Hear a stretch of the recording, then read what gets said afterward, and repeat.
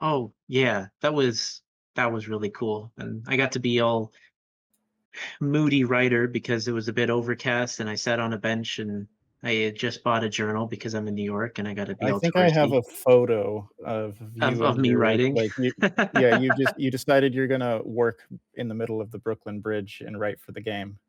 It felt cool and exciting. So, question is, I really love the world and characters we've met so far in the demo, and really would love to know more about how you went about deciding on this setting, gathering references about 1930s New York City, building a decopunk take on it, and then populating it with characters and stories. Oh, well, that's a hard one, because there's so many different influences that we pulled from. I think the story I like to tell on kind of the origin of it is that when we were first putting together our concept for the game, it started with, hey, we want to do a turn-based game. We want to do something that's different. What's a turn-based game that units that haven't we don't see that very often? I'm like, hey, cars. I'm like, okay, cool, cars, great. Uh, what's a cool car? 1930s cars, awesome. Well, I Uh, remember there were 2 other ideas, that were pitched as well when we were thinking of Aether and Iron, like, it was Aether and Iron and 2 other pitches that you did at oh, that time. I have a whole long list of like 9 pitches that are truly, some of them are truly terrible. The tactical turn-based monster dating game where like you're Victor Frankenstein and you're like resurrecting monsters. That one was truly terrible. But I think the other finalists, we had something about like that's a really, really sci-fi type of thing where we have like little spaceships in like a fractured planet type of thing. That would be cool. I remember Um, distinctly, like, a Bermuda Triangle related one that was also kind of a runner up with Aether and Iron.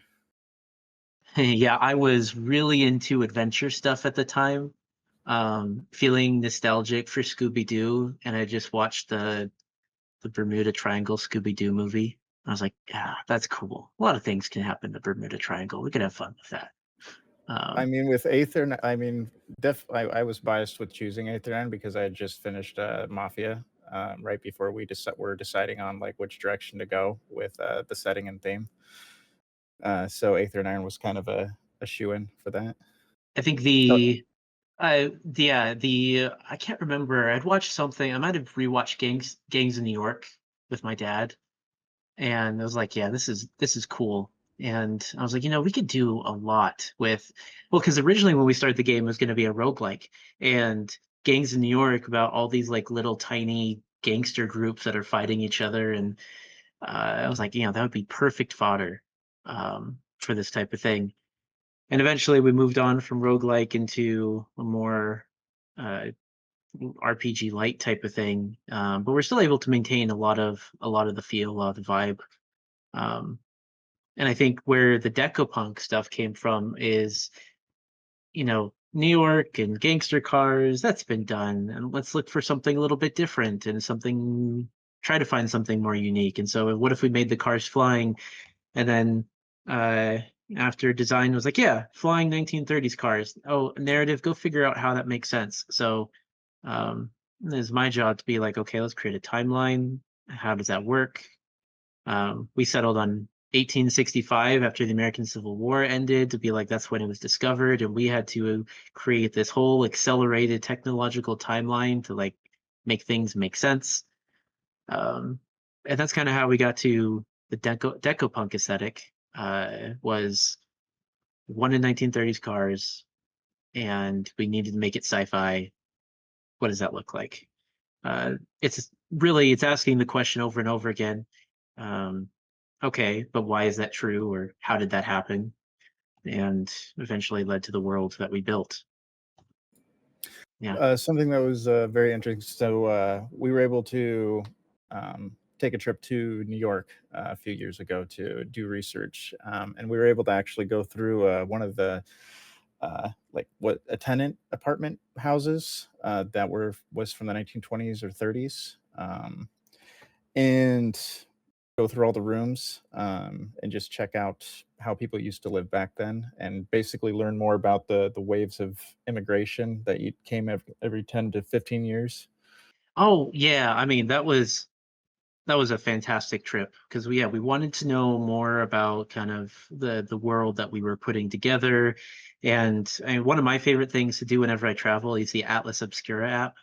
Um, Man, that'd be a cool sponsorship. I wonder if they pay for Wait, people to travel. which app is that? Atlas Obscura, it's like a crowdsourced app where people drop pins on uh the weird and bizarre in different places to go to, or at least interesting places to go to. So it's like, I don't know, weird museums like the Museum of Melted Ice Cream, or when me and my brother did this road trip, we found on it was a guy that had collected over like 10,000 animal skulls, and he had a museum, but the only way to get into the museum is that if you emailed him, and you had to do a personal application and he approved it.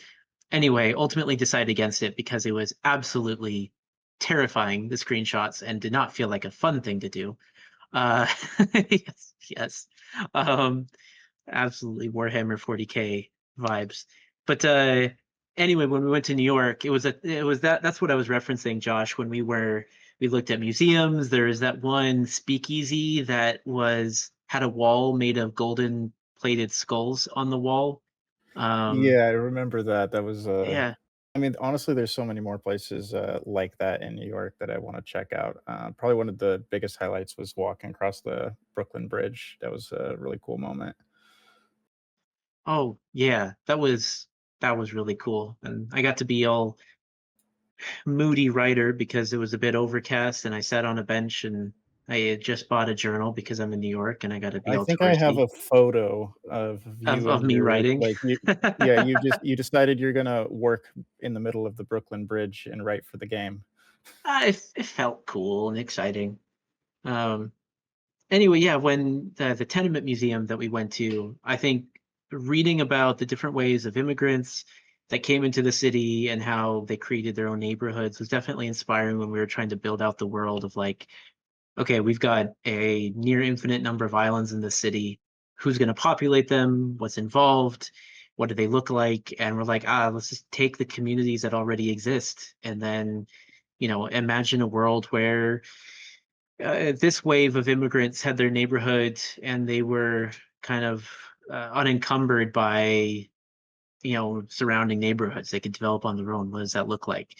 Um, so I think one thing that stuck with me the most for some silly reason was were they uh, cholera windows, typhoid windows, when inside the apartment there was windows in between rooms in order to help with circulation. Yes, I and the thought this, neighbors would be able to open them and look into each other's, like, main living spaces. yeah, it struck me as funny. Terrifying world, to be honest. Um, but yeah, that's a lot of the influences we had. I mean, honestly, the amount of movies and books and games is infinite that we draw upon. Um, I could talk about Sky Captain for way too long, but since we have other questions, I don't need to burden all of you with my love for a an interesting movie. I'll say that. Sky Captain is one of those movies I remember being really excited about when I was a kid, or like an adult, I guess. I was 18, I think, when it came out, and being really disappointed when I saw it. And it's one of those movies I've been meaning to go back and watch again, just to see if like my tastes have evolved, like post film school or just being older, because now I like the artsy movies, but I just haven't gotten around to it yet. I don't know if it's even streaming anywhere. You not liking Sky Captain will reflect in your annual review, Cody. I See, went I in keep wanting to love Sky Captain. I think visually it's really, really cool. The story when I was 18 and, you know, full of youthful ignorance didn't click with me at the time. the I think the scene that still haunts me to this day is the lens cap thing at the end. That just nightmares, anxiety, uh, just having, a journalist seeing everything and not being able to capture it. It's just, oh. It hurts so bad. See, you've like over the last few events, like PAX East, PAX West, like you have kept bringing up Sky Captain. I've actually never seen it. It's on my to-do list, but I just have not gotten to it. We need a Mandatory watch homework. night. The Yeah, company watch party. I like, think that would be kind of worth it. So my wife's family is huge is an understatement, and so I have about 1 million nephews. And one of the first events that I did, joining into the family, was like, okay, nephews, we're gonna watch a movie together. And so I sat them all down, and there's probably like 10, 15 of us in the living room, and we watched Sky Captain. Um, it instantly lost all credibility when the main character turned out to have the same name as one of my brother-in-laws. So the entire movie became about the family. And so, but we had a good time laughing at it. It was silly. It was goofy. It was a mystery science theater type of situation. So that was a blast.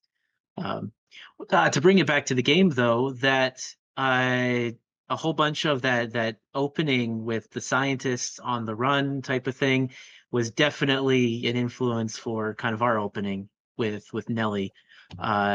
I that scene and how it was shot and the black and white and the feel, comes into play when we were trying to scope out how the thing should look. So that was fun. Yeah. Oh, look what you guys did. You made me talk about Sky Captain. that is not a hard thing to do. That's fair. Honestly, I'm very, very suggestible in that way. So there's a few questions that kind of touch into the same thing. And it has to do with, we tell a story within New York City, but what's happening to the rest of the United States at this time? Are there other cities like the one that we see in Aether and Iron where it's floating in the sky? Oh, yes.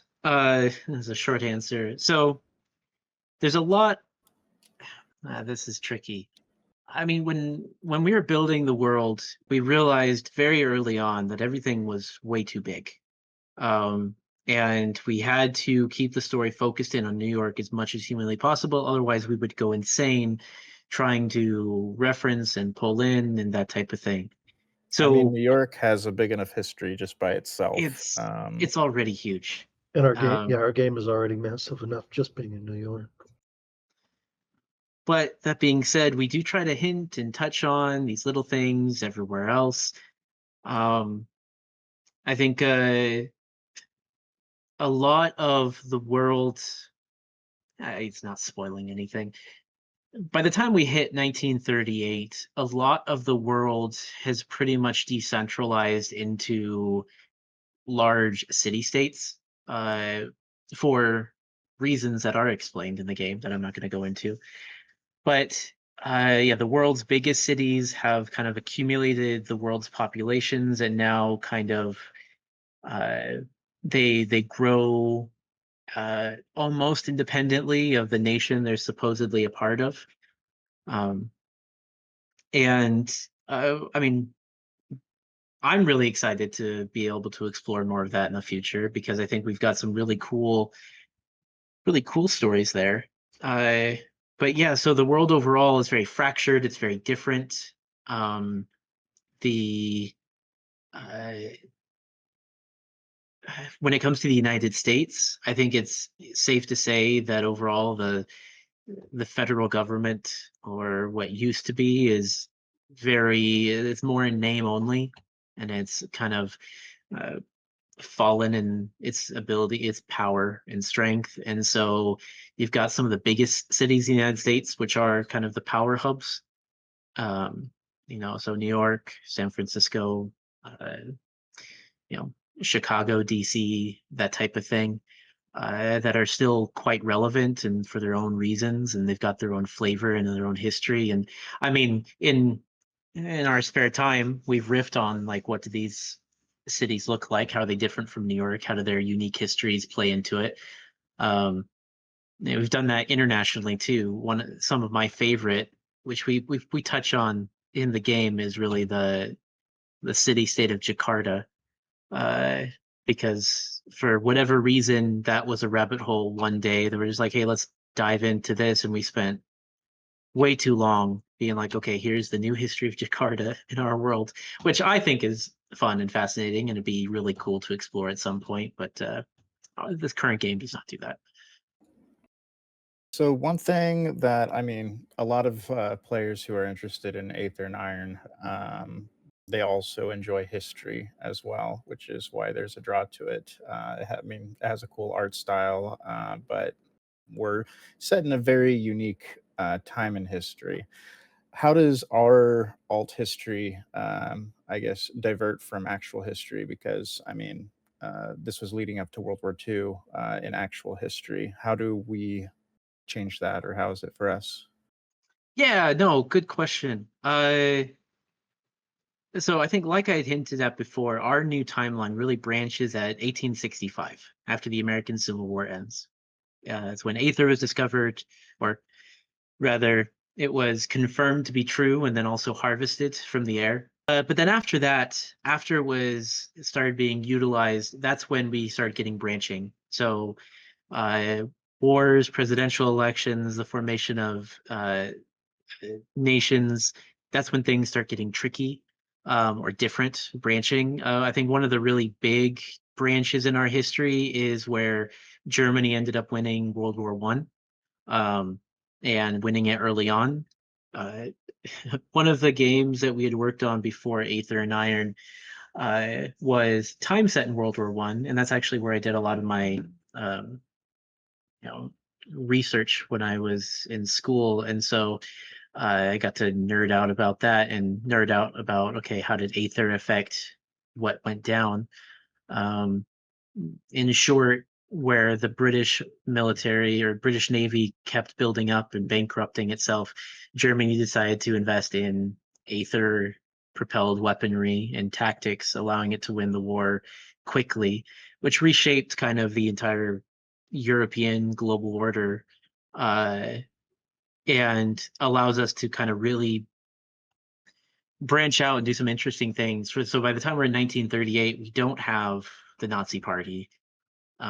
We don't have the rise of fascism that you see in IRL timeline.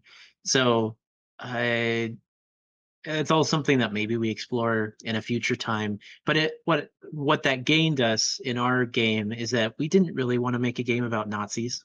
And 1938, you kind of, if you're not, unless you do an alt timeline, is going to be a game about Nazis in some way. So I mean, they uh, cast a pretty yeah, large shadow, so if you have any reference to yeah, them in anything, like, it becomes a focus in some way. yeah. Um, and it really just came down to just like, it's not a story that we were interested in telling. So um, yeah. But yeah, so 1938, we've got the Kaiser still in power in Europe. Um, we've got uh, the European colonies are in a different state. Asia's in a different state. All sorts of different things that we have there. Yeah.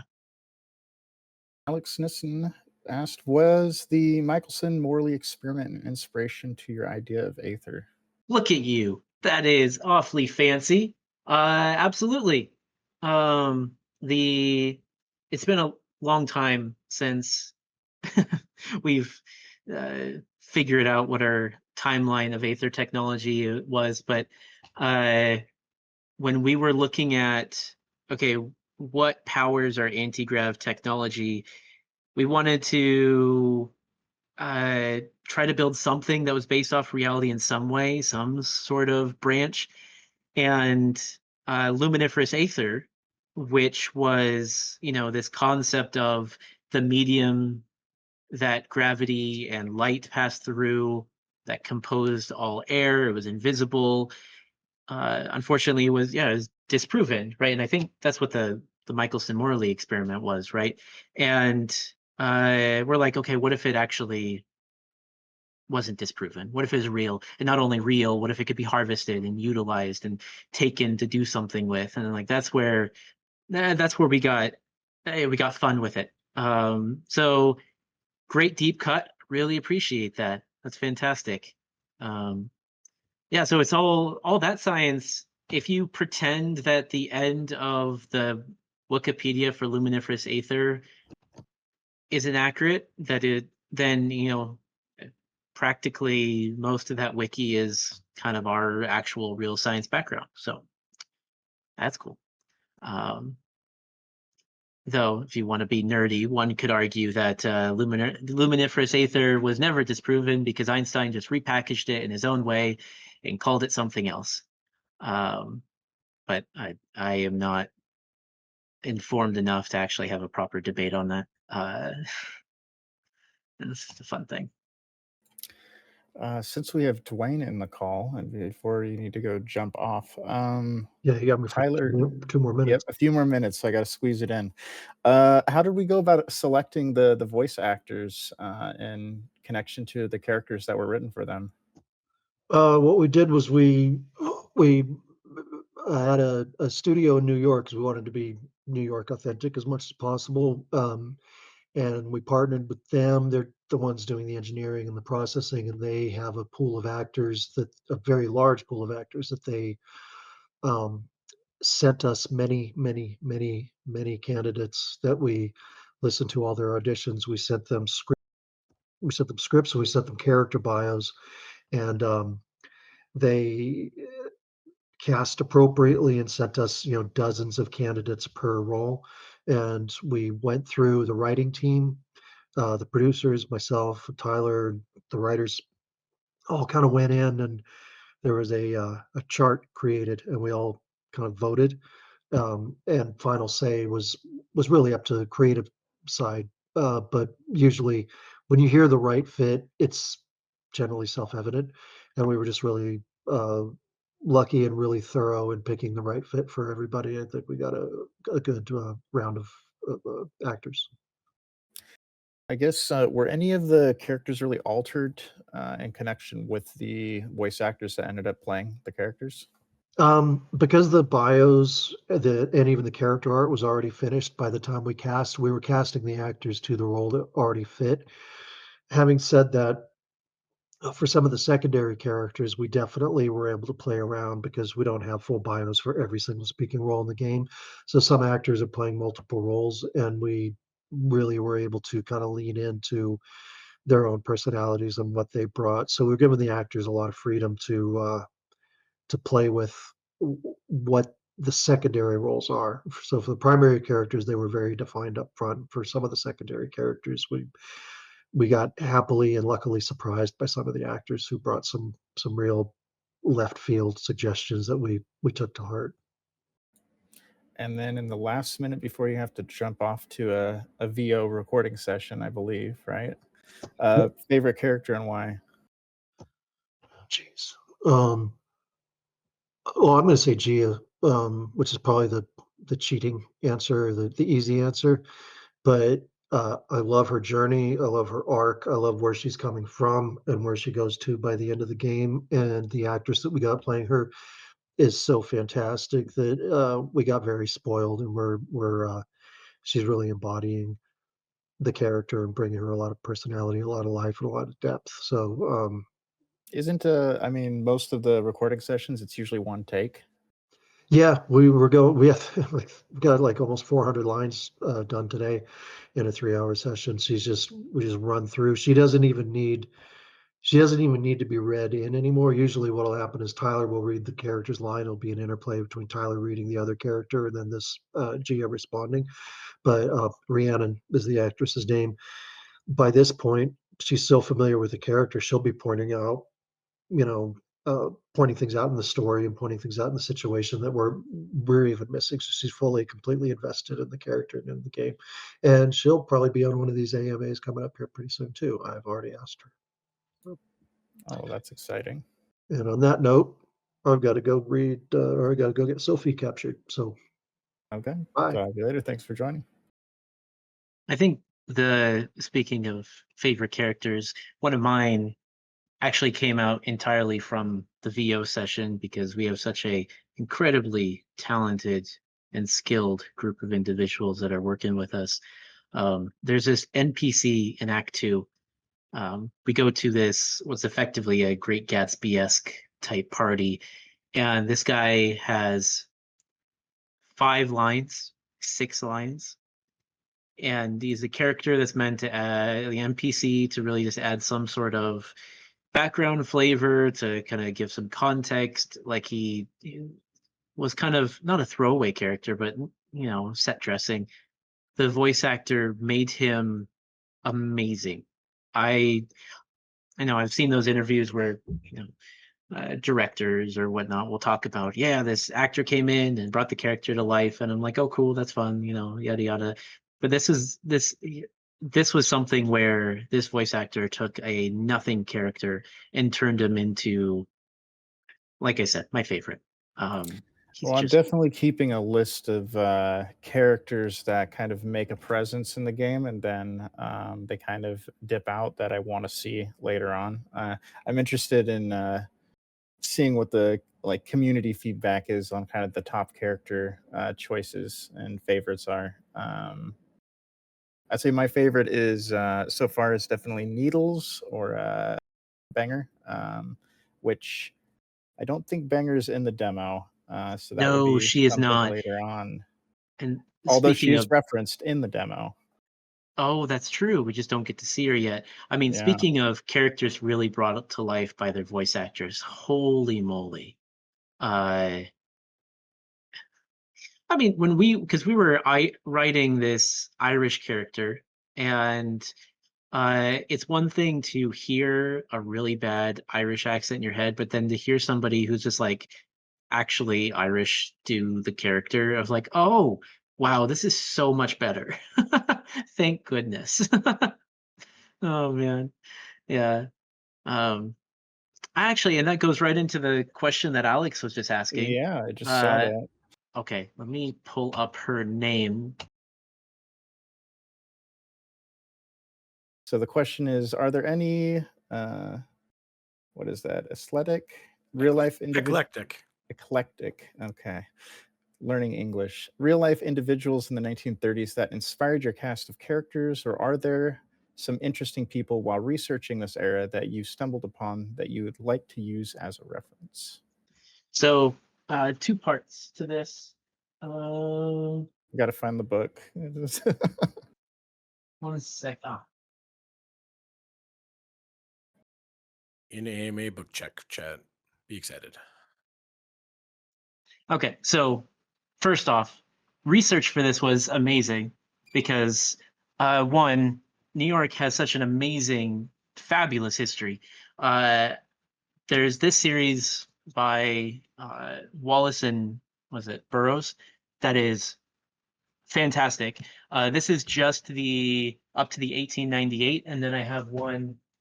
And how many It's like sticky 1919. pads do you have in that? Oh, I've been pulling them out to way too many. And those stories are amazing because every page is just like, holy cow, that was real. Anyway, for talking about Banger and characters that we've come across, we've tried with most our characters to have some sort of historical inspiration that we're pulling from to create them. And Banger Byrne that we find in White Street, she's actually built off of Sadie Farrell, also known as the Pirate Queen of New York, the kind of the end of the 19th century. And she is a fascinating person. The story goes, how I like to tell it anyway. So think of it 1880s or end of the 1800s New York City. It's dark, it's foggy, cobblestones are covered in crap, and there's people drinking in yellow lit stone bars all along the avenue. And there you see this small little Irish woman bleeding, kind of stumbling through the dark. She reaches this bar, and there is this. I'm trying to remember what her name was. I think she was supposedly like a 7-foot English bouncer, and her name was like Mound or something, like a single syllable. Anyway, this little Irish girl who hated to be ridiculed, uh, essentially challenged this large English bouncer over something. And young Sadie was known on the streets for one thing, is that she was a headbutter and that she would rob people by headbutting them. And she tried to take down this little 5 foot something, a 7 foot Amazonian bouncer, and failed miserably. At which point, the bouncer took her ear and sent her off her way. Now, bleeding all along her face, she wandered into the harbor where she saw a group of thieves fail utterly to take a ship. And she told them that they just weren't thinking it through, and that if they made her their captain, she would make them the most successful pirates on the river. They said yes, and she took being a river pirate seriously. And by that I mean, like, she started dressing up like a pirate, started talking like a pirate. She did, pirate flags. She made people walk the plank. She would bury her treasure. And she became what was called the Pirate Queen. And this is And all real life, this is correct? all real life, right? All real. Fascinating character. And it all went south when her raiding party of pirates got met up by like a vigilante group that kind of just killed them all. She escaped, took her treasure, and retired to the city. There, she met up with the bouncer again. They hadn't talked in years. And it turns out that the bouncer had held on to this girl's ear all these years. She gave it back to her. And Sadie the goat, or the pirate queen by this point, kept the ear, I think it was in a locket, with her. And they became like best friends.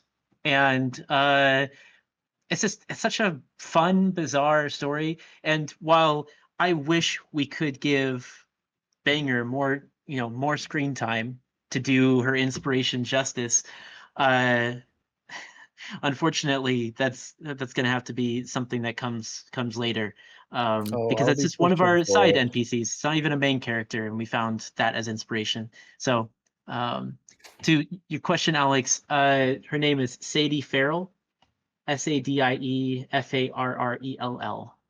I'll type it out. And I mean, the last part I'll leave on that is something about me when doing a lot of the reading is that a good portion of these characters and this history of New York is definitely a little bit mythologized, or especially in the last 150 years. And since characters like this are so larger than life, I tend to be okay and just kind of go along with the more bigger pictures of who they are. And I find that more exciting and interesting. And I'm sure a woman who liked to think of herself as the Pirate Queen of New York wouldn't mind 150 years in the future people kind of upping her legend. So uh, there you go. There's some historical reference to characters. What about you, Cody? I guess in the recent time that you've been brought on, what has stood out to you as most interesting characters? Oh, that's a great question. So yeah, just for context, I've only been at Seismic Squirrel now for about a month and a half. So I'm still And playing making through a the great game. difference. So you're Yeah, still playing through the game, so I haven't met every character yet.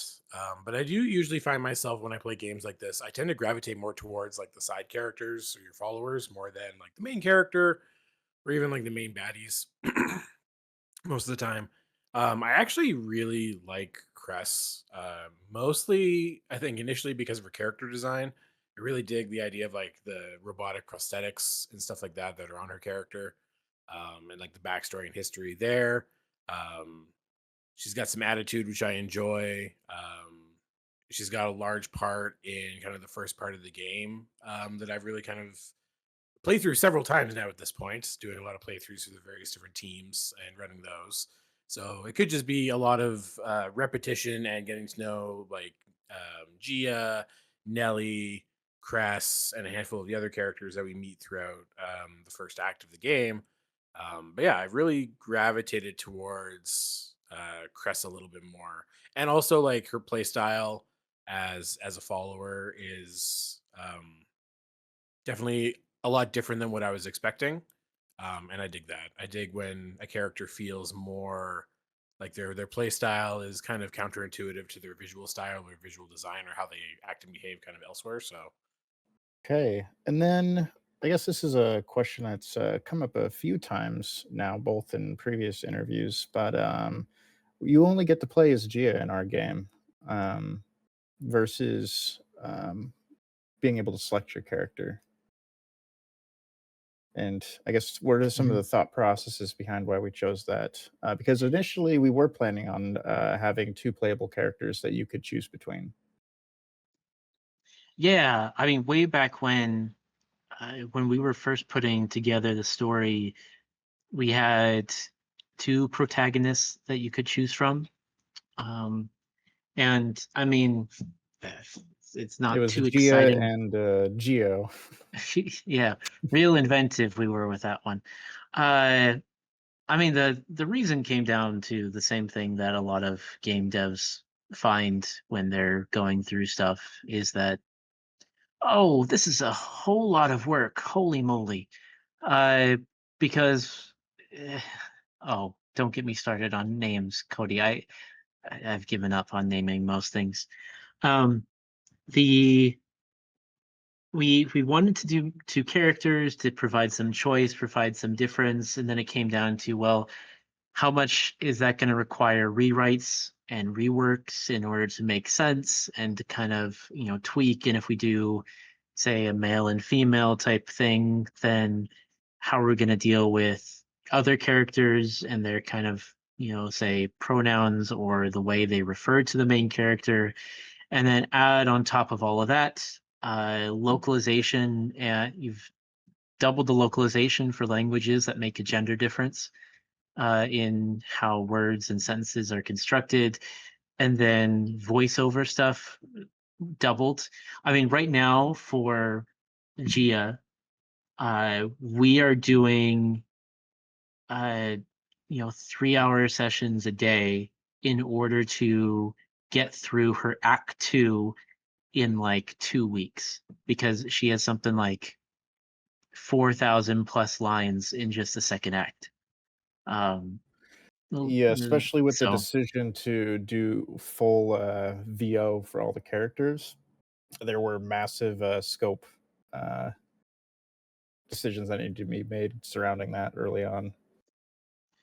yeah, and I think it's yeah, so it's not an exciting answer. It's just like, well, maybe someday if we do a different type of game or if we do a silent protagonist or whatnot, maybe we can do a more options for the main character. But yeah, it got too big and we just uh couldn't do it. So Kira, you're actually one of the translators localizing our game. Thank you so much for all the work you're putting in. But a question, I'd like to know what made you decide to stick with the female protagonist? Oh, yeah, so uh okay, a couple answers for that one. There is the um actually first where credit is due. Yeah, you're doing the Lord's work over there on getting stuff translated. So echoing what Josh said, um, you rock. Thank you. Uh, when we were picking out the main character, the team was fairly small at that point. We were just starting out, and what it came down to was, one, we wrote I wrote the female Gia version first, um, because uh, my wife and I were talking about having a kid and how much we wanted a daughter, and I was like, the story would feel really cool with doing female protagonist in a noir role, which is traditionally male. So I'm gonna be writing that because that's cool and that's fun, and then we'll get to the male one next. And then when we ended up cutting, we're like, well, we've got this one written. We'll go to the next.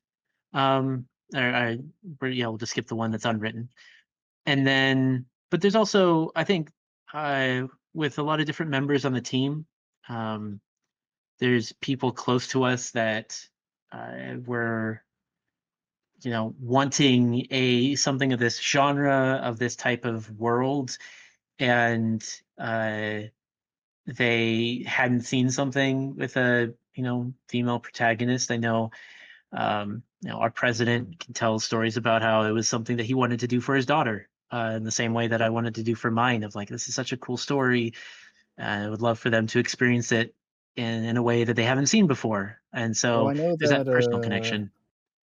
yeah, for when we were doing the initial concept art for Gia, and where Gia is now with the art style, one of my sisters actually has a very close resemblance to Gia, so she was very much excited to see Gia in the game, because just the similarities, as well as just also the dress, like how Gia uh, dresses is also similar to my sister. So I guess there were a lot of sisters involved in the choice. Sisters, daughters, mothers. I think it's one thing that while we're working on this is uh, there's so many games that come out, and there's so many reasons to make a game, and uh, as I know, there's games that I've played that just playing through it feels like, I know, where's the what, why was this made? What was the purpose? Where's the passion type of thing? And you miss that. And I think, one piece of feedback that we've gotten and feel it's overwhelming to get is how people can feel the passion come through in the project. And I think a lot of that comes through is like we're making it for somebody, like we have this really clear purpose of why we're wanting this game to be what it is, and that comes through in kind of the writing and how it's structured, and the stories that we tell. So um, obviously we hope this game does well, but at the end of the day, it's going to it's going to make the world better for a handful of people that are really important to us. So maybe that's too small, and it's coming from the narrative guy that doesn't have to look at the spreadsheets and the money side of things. So it's an overly sentimental answer, but I like it. I think it's a good answer. Oh man, Alex throwing up the hard questions. How do we like to unwind? I'll answer this one first, and then go back up to Kira's. Um, well, simple answer is that at this point in development, there's not. Oh no, don't apologize. Love your questions. Uh, but unwinding is less and less likely as we're trying to work and get this game out. Is that I think we have a team full of people that love it, and that want to make it as good as humanly possible, and we know that we got to get it out. And so I guess the moments in time that I get to unwind, spending time with family. I don't know if Cody, Josh, if y'all have anything. Gina, you want to add anything there? Yeah, I'll go next. Go for it, Cody. Yeah, so one of the things I learned when I was early on in my career is that unwinding was important, especially after long days. So when I started in games, I started in QA on Dragon Age. And when you play a game like Dragon Age or Mass Effect all day long, the last thing you want to do is go home and play more Dragon Age or Mass Effect. So I really found myself gravitating towards like more FPSs or sports games, stuff like that, just to like mentally still play games, which I really enjoyed, but not do the same thing I was doing for work, and like keep my enjoyment of that kind of separate. So when I'm working on a big game like this, I tend to my downtime I tend to play more multiplayer games. I play a lot of like Marvel Rivals with my son, for instance. Like he's 9, so he's getting super into it. I play games that don't require necessarily a lot of like mental awareness. I'm actually playing Dispatch right now, which I really enjoy. I love watching movies, reading books. I also recently picked up Lego, thanks to my son as well too. So Lego's another like just like do something with your hands kind of downtime activity that I can do while I've got something else on the screen, or I just need to like do something that's not just staring at a screen. It's like a book. It's something that I've made, and it's got like an end product at the end, which I really enjoy. And getting up and going for walks, or exercising, that's also super, super important. Yeah, same. Except for me, it's I play League of Legends or TFT, just games I don't have to think about. And then whatever my brother's trying to rope me into playing. So I think the most recent thing is Bannerlord, which I'll be jumping into. But that's what I do to relax and try not to think. And Yeah, then I got a friend thankfully who's trying to trips rope me into are. Arc Raiders right now. Oh yeah, same. I think that's on my brother's list to force me to play. And since I was asked, I'm not coming on screen, but I kind of the same unwinding with co-op games. I love some multiplayer. My husband will jump into games together, and his cousin actually lives next door with his wife, and so we often play games together or get out of the house and go do things together. But kind of like Cody, trying to use my hands and just getting away from my computer sometimes is the answer to that. So on evenings and weekends, you might catch me like making a rug or doing stained glass, or even right now, since we're in this call and my hands are not otherwise occupied, I'm cross stitching. So, yeah, just stuff like that. Just keep the mind and the hands busy and try not to think about work and take a break from the games and the computer time to time. You'll have to post some of your projects. I remember seeing a Oh, few they're at phenomenal. PAX West that you showed me. Yeah. Oh, yeah, I'll have to like drop some stuff in off topic or something for sure.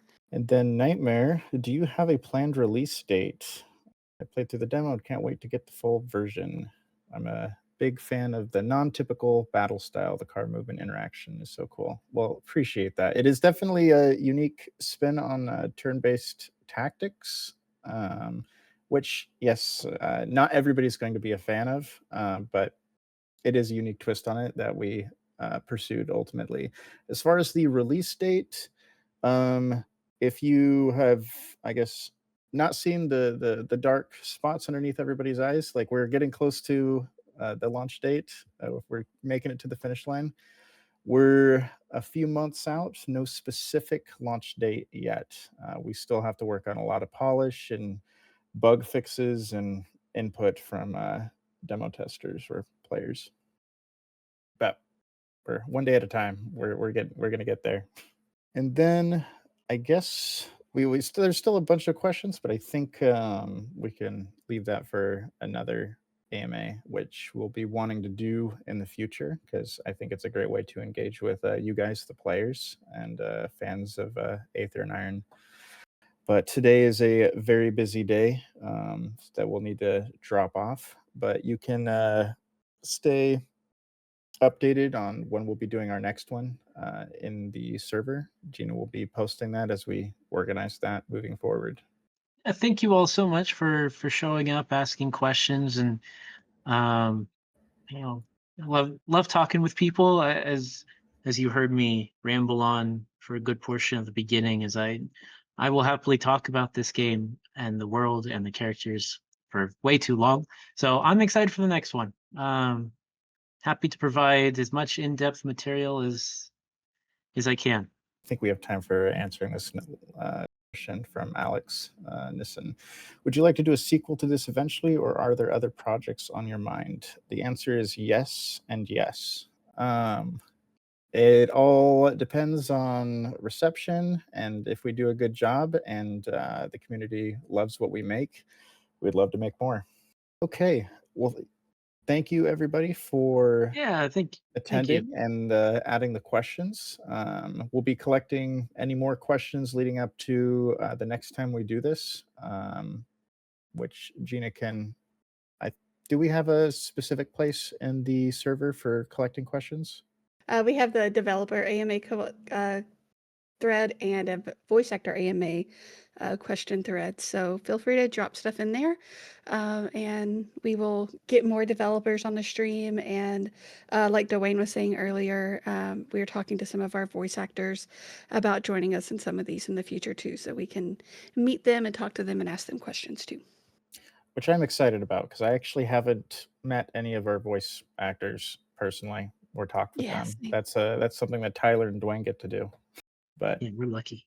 looking forward to that coming down the line, as well as we'll see who we can round up. We might have some more team members from Seismic's team, potentially the writers, artists.